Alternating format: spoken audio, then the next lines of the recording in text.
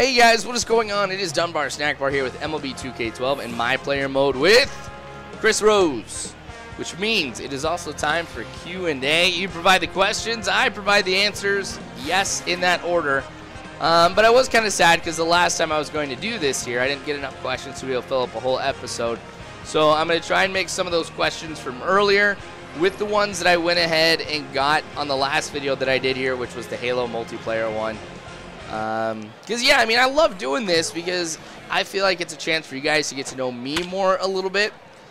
Just, I guess, the man behind the voice or the videos or whatever. I guess, I don't know what it would be for me. Am I the man behind the voice or the man behind the videos? Or maybe both. Anyway. So I apologize, you guys. I am really tired right now. And I was almost not going to do this, but I thought I'd do just a couple videos here before I go ahead and I hit the sack here because I got some big things I got to do tomorrow that I got to get up early for. But anyway, let's not worry about that. Let's just go ahead. We are going to get into the questions. So I'm going to go ahead and start with the ones first, and then we're going to move on to the ones here that just got on in the end here. All right, so big Colts fan, or Colts big fan. See, there we go. I can't even read correctly. First off, ask where am I from? I am from Lincoln, Nebraska, born and raised. I did live a couple of years in the Orange County, California area, so Newport, Irvine, California. I lived there for a couple of years, but came back home. I've been living here since. What is my favorite part of doing YouTube? Also from Colts big fan. That's a tough one. I mean, there really are a lot of cool things about YouTube. One of the biggest things I think is how do I word this? I probably should have thought of these questions. Like with YouTube, there's a lot of things that have taken place that I never thought in my life I would ever be able to do. Like have my videos or just something that I do be seen across the world, you know, or have some type of influence on different people all over the globe. I think it's really, really cool. You know, I look at my demographics and I see, like, there's people from the UK, people from Syria, countries I've never heard of. That's something that I think is really cool. The people that I have been able to meet with YouTube is something that has been absolutely awesome. Like, you know, Tom, you guys know him as a dude. I've got a friend who lives in the UK. Without YouTube, I would not have met Tom. I would not have had a friend outside of this country. I think that is super cool. So there's a lot of cool things about YouTube that I never thought I would experience, and I think that is the most fun, is just all the unexpected cool stuff that has come out of doing this. I mean, don't get me wrong, though. I mean, it's not all fun and games. Like, honestly, there's a lot of frustrations that go along with this, too. You know, I don't have a problem with constructive criticism, but a lot of the criticism that I get from people is just not constructive. You know, people who send me messages telling me to do something as if they're, like, in control of me or something like that, that's just absolutely annoying.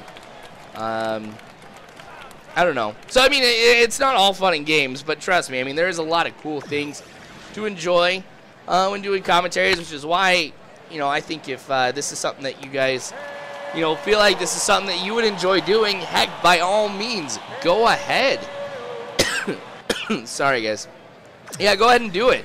So, I think that kind of goes on to another question here, which is Moose Socks 100, who asked, what inspired you to be on YouTube? I wouldn't necessarily call it inspiration. That's not the word that I would use, but more curiosity, I guess, actually, because I thought this would be something that would be absolutely fun for me to do.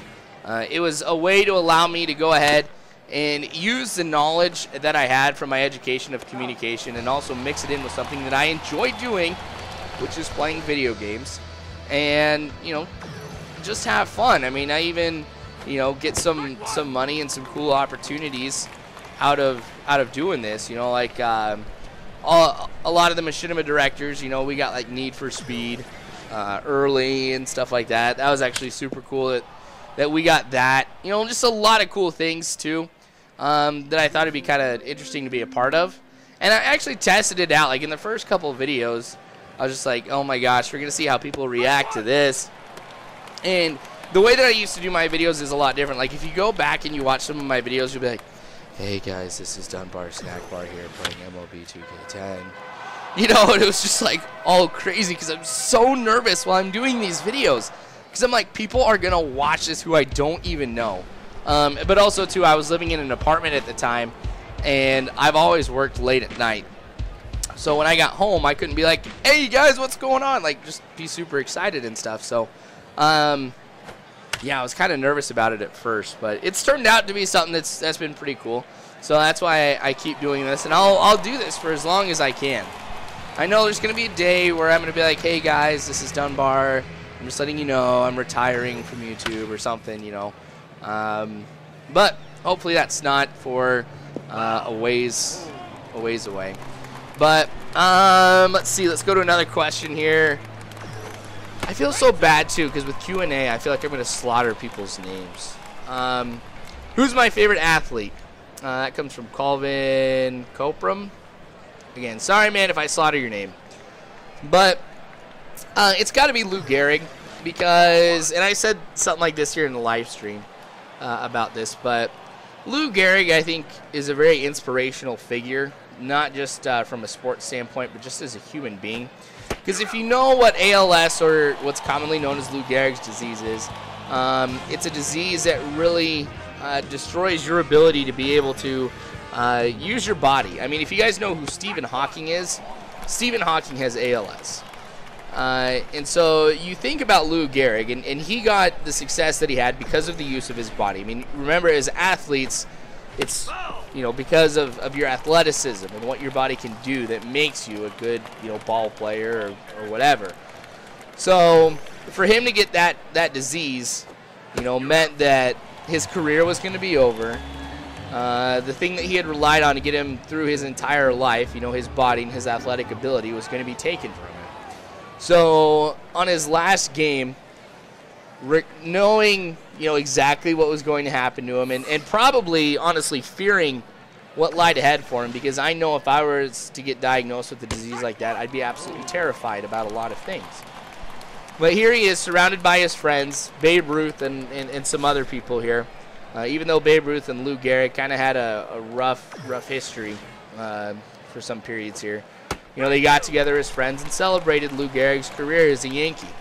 And he gets up in front of everybody and he says, first off, when he mentions the disease, he says that he's been given a bad break. And it'd be very easy, very, very easy for everybody, or I mean not everybody, for somebody to go ahead and try and find blame in it with somebody or something, or to say, you know, poor me. He just gets up there and he says that, you know, you guys know that I've been dealt a bad break, you know, which is cool with him recognizing and have the maturity to know it really wasn't anything. I mean, it was just chance that he got it. But he says, today I consider myself the luckiest man on the face of the earth because of the time that he got to be able to play baseball, to be able to play as a New York Yankee, and have the success that he did. He recognized what he had, and he was grateful for it. So that's something that's very inspirational for me, because that's how I want to be. I mean, whether it's success with YouTube or success in my career or at home, things like that, I want to make sure that I have my head on straight, you know, and realize how lucky I am to have the things that I do, the abilities that I have, the people surrounding me. You know, I know I'm a lucky man, and I know a lot of us, too, here who are watching this, you know, in many ways we are lucky individuals as well. So I look to Lou Gehrig not just as a great baseball player, but also as a great human being. So that is why he's my favorite player. I actually got his jersey, too, like just recently, which is cool. So I got to wear that around. Let's see. Next question. Kind of going through it here. I think we're done with the well, this one comes from Moose Sox. What do you like most about sports? It depends on the sport. Each one of them has like a different meaning to me, so that I guess would be a video unto itself. But for things like baseball, it kind of reminds me of my past, you know, fun times that I had growing up. And you know, there's a unique understanding I think you have about a sport after you've played it too. You know, it becomes a lot more interesting. You're kind of more involved with the game because you know what's going through the players' minds and what they're doing far more than, you know, somebody who's a casual fan of a sport here. But the surprises of it, you know, you have all these analysts and stuff like that who think that they have the games figured out, and then it turns out to be something completely different. And really, there's, you know, a lot of interesting aspects about sports having reflecting like our society and stuff like that as a whole, like the things that we appreciate or the things that we value show up in sports. You know, like camaraderie, teamwork, victory. You know, a lot of cool things. So it's kind of like sports is almost like a social commentary in some respects. So I know that's getting kind of deep, but once I heard that, I'm like, you know what? That's kind of true. All right. So Shamwell Guy 24. You say I have 2 questions. If I can manage any time in any period of baseball, which team would it be? We'll answer that one here. Obviously, it would be the golden era of baseball. I don't know if there's necessarily one team that I would... I don't know. You know what? I take that back. I'm going to say the 1927 Yankees, to be honest. You know, you got Murderers Row because you've got Babe Ruth, Lou Gehrig. You know, you got a number of other great guys as well. Because, I mean, not just, you know, because I would get the chance to coach these guys, but also because baseball was such a big part of American culture at the time. And these people were like household names for everybody. Everybody knew who Babe Ruth was. So I guess to kind of be able to experience that with, you know, great and talented players, I think that'd be something that'd be super cool. So I'd say 1927 Yankees if I had a chance to be able to coach any team. And then the second part of the question, when did you first hear about YouTube? Gosh, very early on. I mean, right when YouTube had came out. I'm always the kind of guy who's been into technology and stuff, so I mean, I'm already playing a couple games right now here that haven't come out. One is called Heroes and Generals. That one's pretty sweet. It's kind of like Day of Defeat, if you guys have played that, like a World War II Counter-Strike type of game. But it's like ridiculously open map, and it's pretty crazy. And then another one called Starforge, which is like Halo meets Minecraft.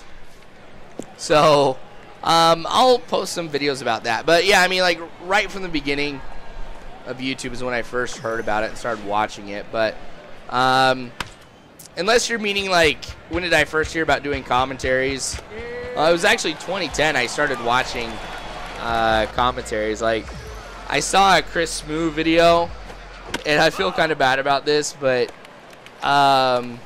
it was his one about the Wildcat in Madden, like the Wildcat formation. And the way that he laughed, I just thought it was the goofiest laugh in the world. And I'd be like, ah ha ha, listen to this guy laugh, ah ha ha. And then I'm like, what other videos does this guy do? And then I saw it, I'm like, oh, that's actually kind of interesting. So, I mean, I've never like really been into Chris Smoo or anything like that here, but you know, I started watching some other commentators, just kind of getting a feel of what it's like. I'm like, oh, this is really interesting. I think it's something I'd like to do, but yeah. I kind of answered your question here too, Kyle, which was why is baseball one of your favorite sports? Because it was just something that I played growing up. So there's a lot that just reminds me of that time. Toyo91, do you like Gangnam Style? Yes, yes, I do. That cracked me up the first time that I saw that as well. The thing is I think it was a bad choice for me to like it, because now that's what I imagine South Korea is like. So if I ever travel to South Korea and it's not like Gangnam Style, whew, I'm going to be disappointed. Oh, this one's a cool one. Epic Shots and More. What was you and your wife's first date? All right. So we were going to go ice skating. It was going to be a double date. I like how I say was because I think I just ruined it. We were going to go on a double date here with, it was, were they married? I don't know. Yeah, I think they were. I can't remember. But anyway, it was her ex-boyfriend. He was either engaged or married at the time. Somebody else, so it was fine. But we were mutual friends. Like, I was friends with her ex-boyfriend. And they kind of, you know, started, or he kind of knew she was going through a few things. It was just like, hey, you should talk to my friend Jeff. And so she was like, no, I'm good. But anyway, we kind of met because we go to church together, but we really never got a chance to be around each other that much at all. So I finally got up enough courage to be able to ask her, like, hey, you want to go on a date? Because we were actually playing rock band for like a little church activity that we had. And I'm really good at rock band. That was like Guitar Hero and rock band. Like, that's something I'm just awesome at. Like, I don't like bragging, but you know, it's important to recognize, you know, when you have some success at something. But anyway, I remember she was playing the guitar, and I was like, hey, we should hang out sometime. And she's like, yeah. And so we swapped numbers and stuff like that. And anyway, back to the first date. We were going to go ice skating. Well, she had something else going on, and it took her longer than she thought it was going to. So she was like an hour and 45 minutes late. And so it was only like 15 minutes left that we could skate. So I was just like, you know what? We're all going to go back to my place. So we all went back to my place, and I also had some other friends come over, and we were going to watch Hot Rod, which is a phenomenal movie. I love it. And one of my friends who was there, who was kind of like my wingman, like, just be like, dude, you got this. Because I'm so nervous when it came to girls, and I'm glad I don't have to worry about it anymore. But it was hilarious because he was sitting there playing Halo 3 while like 6 of us were waiting to be able to watch Hot Rod. He was sitting there like hunched forward, like in a metal chair that I had, butt crack hanging out at everything, and just like swearing at my TV, playing Halo online. I'm just like, oh my gosh, she's gonna think I'm crazy and doesn't want to date me anymore. But that was like our first date. You know, we just hung out, watched a movie and stuff like that, and you know, we kept seeing each other, stuff like that, because, you know, honestly, my wife and I, you could tell that we're like super good friends right off the bat, just because, you know, we got great chemistry together, and that was something we kind of recognized right off the bat here. So we got to be like really, really close, really, really fast. So we just kept hanging out and started dating, and one thing led to another, and now we're married and have a baby on the way. So not the most eventful first date, but it's important to me and her, and that's actually what matters. We actually have a funny thing where if somebody asks us when we first met, we actually have a couple different answers. Because I won these free tickets to go to a water park on the radio, and one of her friends won it too. And it was like you know, you could take 5 people or something, or you could take 4 people with you to go to this water park or whatever. Well, she was there, and one of the guys I was with knew who she was, and so he's like, oh, hey, and said hi to her and her sister. And while he was talking to her sister, he was like, oh, hey, how you doing? And she says she didn't hear me, and I really think that she didn't, but just for fun. I'm just like, yeah, we first met at this water park. She ignored me. But, and then she'll say that she first met me at church once. Like, I walked in, she's like, oh, who's that guy? So that's kind of cool. I didn't feel like I'd get that too often, a girl being like, ooh, who's that guy? But, you know, I think it's kind of interesting. I've always wondered, too, why everybody's so interested with, like, me and my wife and how that all came to be. I still think it's creepy, people wanting to see my face and her face. But I think it's kind of cool that people want to know about, like, the first date and stuff like that. So, let's see. Any other questions? Can't remember if I answered this one. White Sox fan. What sports did they play in high school? It was just baseball. I wanted to play soccer, but they were at the same time, so I didn't make my choice. But chose baseball, which I think was a good choice, because I got to play against Alex Gordon and Jabba Chamberlain, since they're both from Lincoln, Nebraska, too. So, but yeah, All right, there we go. There is this session of Q&A. I'm going to do this again because, like I said, I absolutely enjoy this, and I know you guys do too. So subscribe, you guys, if you haven't already. You can follow me on Facebook or Twitter, all that great stuff. But again, you guys are awesome. Don't ever forget that. You really are phenomenal people. And as always, though, I hope you guys